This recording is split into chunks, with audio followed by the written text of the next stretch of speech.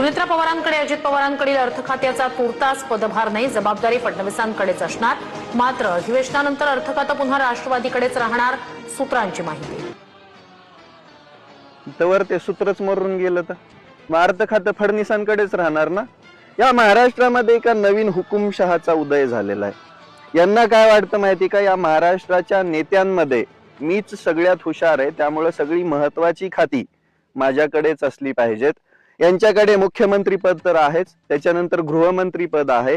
गृहमंत्री पदावरती असताना सगळ्यात जास्त क्राईम रेट आहे या महाराष्ट्रामध्ये. यांच्या कार्यकाळामध्ये छोट्या छोट्या लेकरांवरती बलात्कार होतात, तरी पण यांच्याकडून कोणती ऍक्शन घेतली जात नाही. त्याच्याकडे तर 100% दुर्लक्षच आहे. त्यानंतर आता दादा गेल्यानंतर ते खातं त्यांच्याकडे चाललं. अर्थसंकल्पन पण तेच मांडणार आहेत, कारण की ते हुशार आहेत, खूप जास्त हुशार आहेत. मुळातच अर्थसंकल्प कशाचा मांडणार आहेत मला माहित नाही, कारण की जे काल परवा आर्थिक सर्वेक्षण अहवाल आला देशामधला पूर्ण, त्याच्यामध्ये सरळ सरळ ताशेरे ओढलेत राज्यांवरती. आणि राज्य जर कर्जाच्या बोजाखाली येतं, तिजोरीमध्ये पैसाच नाही, तर अर्थसंकल्पामध्ये सामान्य जनतेला काय देणार आहे त्यांचं त्यांनाच माहिती.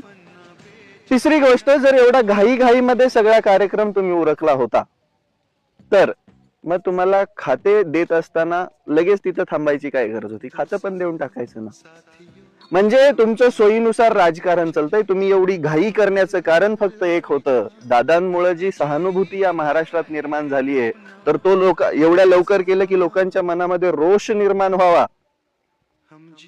आणि तो रोष निर्माण झाला की तुम्हाला त्याचा राजकीय फायदा व्हावा. आणि तुमच्या एवढं राजकारणी, तुम्ही पंत येतो, तुम्ही अनाजी पंत आहे, तेवढी आहे तुमच्यामध्ये, ती ताकदच आहे.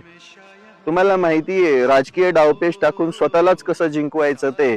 पण फडणवीस, एक गोष्ट तुम्हाला सांगतो, मी 100% सांगतो की तुमचा हा जो अतिशहानपणा आहे, हा महाराष्ट्राला एका वेगळ्या दिशेवरती घेऊन चाललेला आहे. खरंच वेगळ्या दिशेवरती घेऊन चाललेला आहे.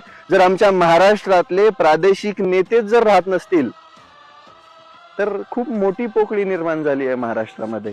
माझी विनंती आहे महाराष्ट्रातल्या सर्व नेत्यांना की जरा महाराष्ट्र हिताचा विचार करून जरा निर्णय घ्या.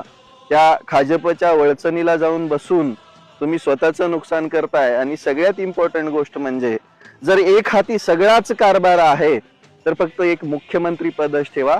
बाकी मंत्र्यांची मला वाटत नाही काही आवश्यकता आहे.